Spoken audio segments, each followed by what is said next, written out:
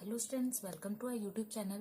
Then today we are going to discuss about the next topic of Unit 7 P Block Element Chemistry Plus 2. And today we are going to discuss about the physical properties of Group 18 element. तो student हमारा group 18 के element जो है noble gases family जो है वो start हो चुकी है।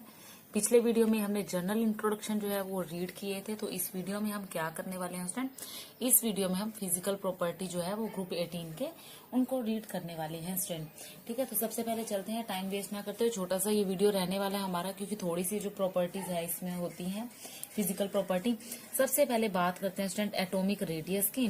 तो स्टूडेंट मुझे बार बार आई थिंक समझाने की जरूरत ही नहीं पड़नी चाहिए आपको कि जो एटॉमिक रेडियस होता है, एटॉमिक रेडियस कैसे वैरी करता है, हम ऑलरेडी डिस्कस कर चुके हैं। अभी तक मैंने बहुत सारी फैमिलीज जो है आपको रीड करवा दी, और अब तक तो आपको जो एटॉमिक रेडियस वाला कंसेप्ट है आई होप बिल्कुल अच्छे से क्लियर हो गया होगा।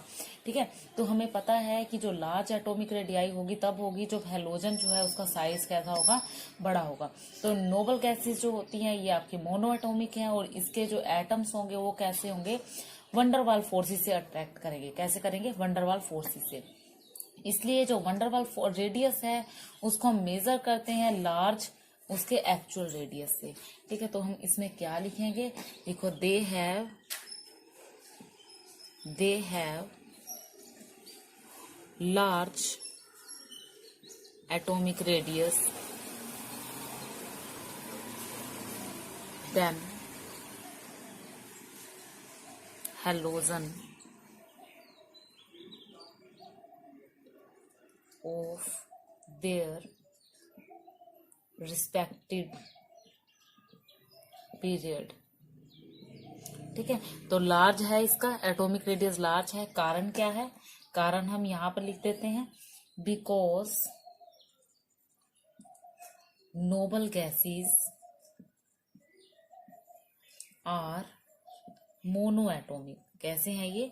मोनो एटोमिक है। ठीक है, मोनो एटोमिक है, और ये एटम्स जो है इनके वो अट्रैक्ट कैसे करते हैं? By van der Waals attraction. Van der Waals attraction से वो अट्रैक्ट करते हैं स्टूडेंट। ठीक है, तो इसलिए जो वंडरवाल रेडियस है उसको मेजर करते हैं लार्ज एक्चुअल रेडियस से। ठीक है, सो दे हैव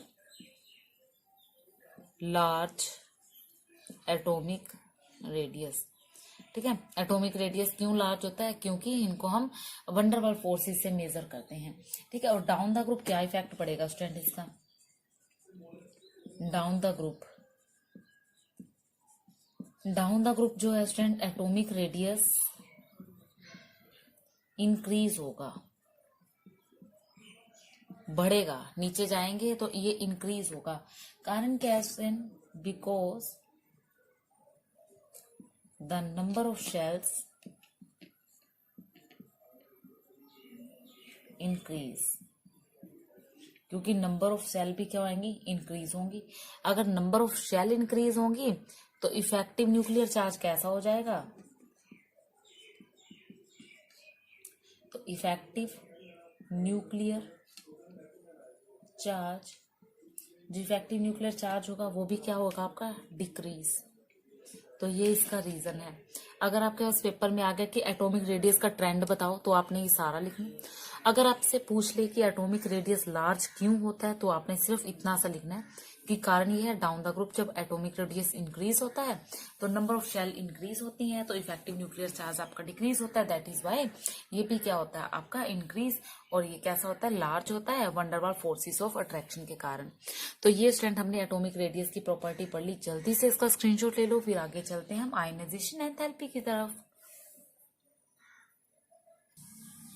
तो स्टूडेंट आयनाइजेशन एंथैल्पी आप अच्छे से, आपको पता है आयनाइजेशन एंथैल्पी का मतलब क्या होता है, मेरे को दोबारा बताने की जरूरत नहीं है। तो देखो, जो स्टेबल कॉन्फ़िगरेशन होती है इसकी हमें पता 2-8 होगी, 2-8-18 होगी। स्टेबल कॉन्फ़िगरेशन है क्योंकि ऑक्टेट कंप्लीट है नोबल गैसेस फैमिली का। तो स्टेबल कॉन्फ़िगरेशन होने के कारण इनका ऑक्टेट जो है वो कंप्लीट है। इसलिए क्या करते हैं, इलेक्ट्रॉन को अपने लॉस नहीं करना चाहते। लॉस नहीं करना चाहते तो आयनाइजेशन एंथैल्पी कैसी होगी? ज्यादा होगी, हाई होगी। ठीक है, अब देखो इसका ट्रेंड देख लेते हैं स्टूडेंट। डाउन द ग्रुप क्या ट्रेंड रहेगा? डाउन द ग्रुप जो कॉन्फ़िगरेशन है, जो इसकी कॉन्फ़िगरेशन है, जो आयनाइजेशन एंथैल्पी है, वो क्या होगी, डिक्रीज हो जाएगी। कारण है due to increase atomic radii increase होगी डाउन द ग्रुप, ठीक है। और इफेक्टिव न्यूक्लियर चार्ज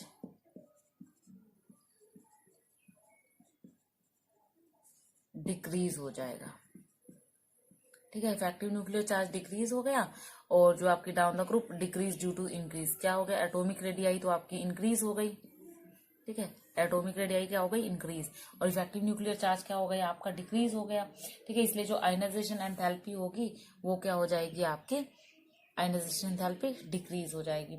एक क्वेश्चन यहाँ से स्टूडेंट पूछा जाता है, हमेशा याद रखना कि आयनाइजेशन एंथैल्पी ऑफ जिनोन, ठीक है, जो जिनोन है उसकी आयनाइजेशन एंथैल्पी ऑलमोस्ट इक्वल है ऑक्सीजन से, ठीक है। ये क्वेश्चन पूछा गया था स्टूडेंट, इसलिए मैंने ये आपको बता दिया है।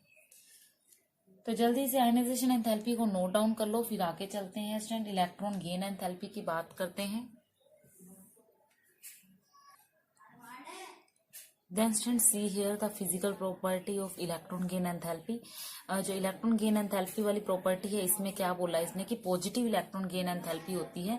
और एक बात और बताऊं कि इनके लिए large amount of energy supply की जरूरत पड़ती है, ठीक है।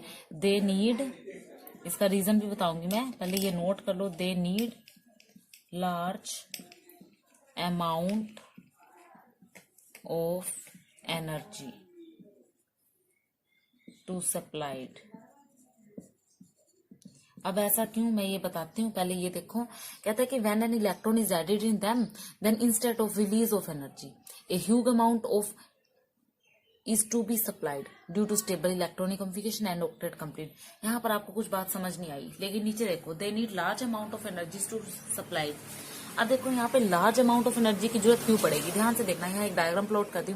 मान लो कि आप हीलियम की छोड़ो, चलो नियोन की बात करते हैं। नियोन के पहला इलेक्ट्रॉन कितने हो गए, ऑक्टेट इसका जो है वो कंप्लीट है, ठीक है। अब हमने मान लो एक इलेक्ट्रॉन इसमें ऐड कर दिया, एक इलेक्ट्रॉन को ऐड करेंगे, उसके लिए हमें क्या होगा, एक इलेक्ट्रॉन ऐड किया तो एक नई एनर्जी लेवल शेल जो है यहाँ पर क्रिएट करनी पड़ेगी। ये तो है नहीं कि इसके अंदर एडजस्टमेंट हो जाएगी, क्योंकि इसका तो ऑक्टेट ऑलरेडी कंप्लीट है। तो एक नई एनर्जी शेल जो है आपको यहाँ पर क्रिएट करनी पड़ी। तो यहाँ पर क्रिएट करने के लिए आपको लार्ज अमाउंट ऑफ एनर्जी की भी जरूरत पड़ेगी। दैट इज वाई स्टूडेंट जो आपकी इलेक्ट्रॉन गेन एंथैल्पी होती है, क्या होती है, वेरी हाई होती है, ठीक है। तो यहाँ पर आई होप आपको ये अच्छे से क्लियर हो गया होगा। तो लास्ट प्रॉपर्टी है इसकी मेल्टिंग पॉइंट और बॉइलिंग पॉइंट की। तो स्टूडेंट हमारा मेल्टिंग पॉइंट और बॉइलिंग पॉइंट आ जाता है अगला टॉपिक जो है इसका फिजिकल प्रॉपर्टी में। तो मेल्टिंग पॉइंट और बॉइलिंग पॉइंट की बात करते हैं, तो जो ये आपके नोबल गैसेस है सारी मोनो एटॉमिक गैसेस है, ठीक है, इसलिए इनका स्मॉल सरफेस एरिया घेरते हैं ये, ठीक है। और जो इनकी अट्रैक्शन होती है ना, वो कैसी होती है, सिर्फ और सिर्फ वीक वंडरवाल, ठीक है। कैसी अट्रैक्शन होती है, वीक वंडरवाल अट्रैक्शन होती है। इसलिए इनका जो बॉइलिंग पॉइंट और मेल्टिंग पॉइंट है वो कैसा होता है, लो होता है। अब आती है ट्रेंड की बात। तो मूविंग डाउन द ग्रुप क्या होता है, डाउन द ग्रुप जो मेल्टिंग पॉइंट और बॉइलिंग पॉइंट है ना, वो इंक्रीज होता है, स्टूडेंट बढ़ जाता है। कारण क्या है, साइज इंक्रीज होता है, और जो मैग्नीट्यूड है वंडरवाल फोर्सेज ऑफ अट्रैक्शन का वो भी इंक्रीज होता है, ठीक है। लेकिन यहाँ पर एक चीज बात जो ध्यान रखनी है, आपने पेपर में पूछा था, पूरे पीरियोडिक टेबल, ये जनरल नॉलेज की बात है, पूरे पीरियोडिक टेबल में जो हीलियम है उसका लो बॉइलिंग पॉइंट होता है, ठीक है, पूरे पीरियोडिक टेबल में। तो जल्दी से इसका स्क्रीनशॉट ले लो स्टूडेंट। तो हमने अपनी जो फिजिकल प्रॉपर्टीज हैं वो फिनिश कर ली इस वीडियो में। अगले वीडियो में स्टूडेंट हम केमिकल प्रॉपर्टीज जो है वो केमिकल प्रॉपर्टीज और केमिकल ट्रेंड जो है वो पढ़ेंगे। Thank you.